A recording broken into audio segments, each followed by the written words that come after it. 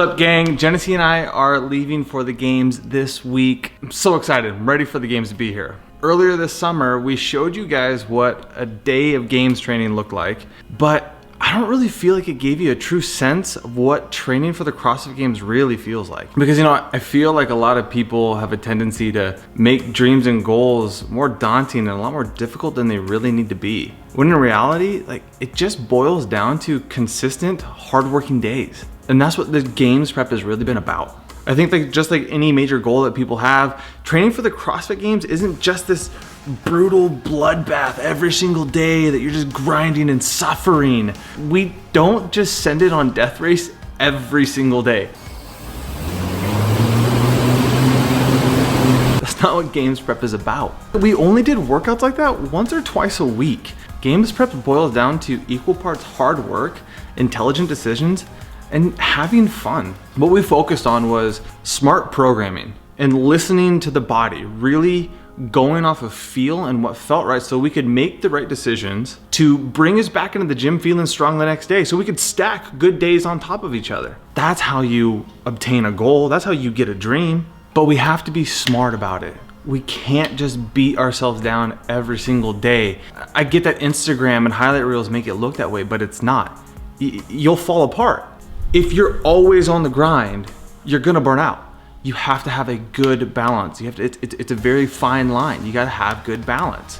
When we first started training this summer, when we started prepping for the games, we leaned a little bit more towards the volume.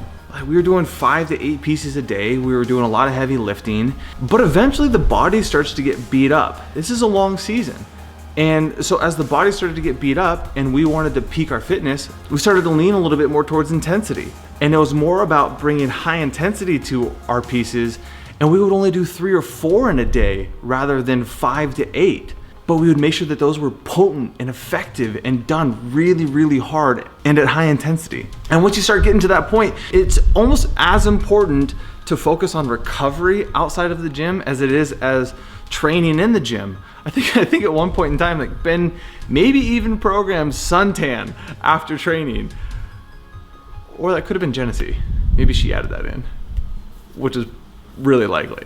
But in the reality of it all, training for the CrossFit Games started long before the summer did. It started last year, the year before that.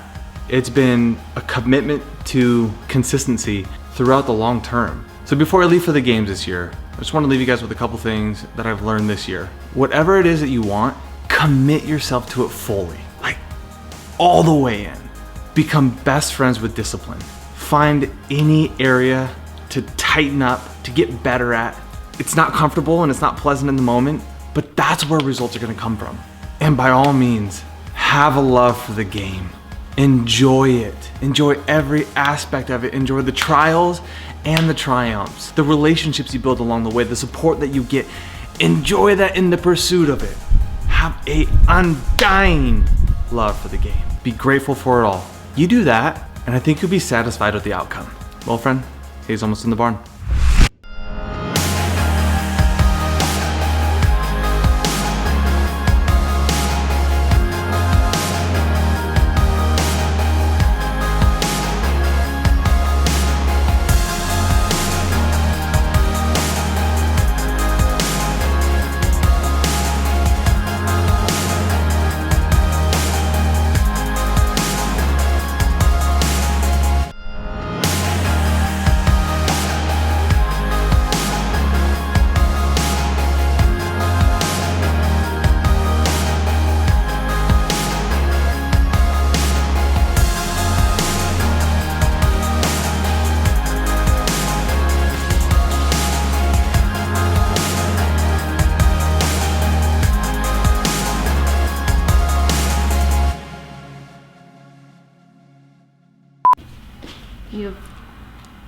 That got something in my teeth? Yeah.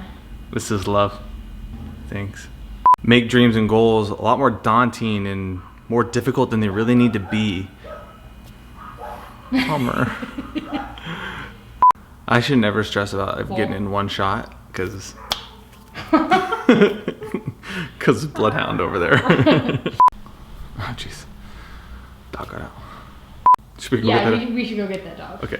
We can just leave that running if we want to. Why? I don't know.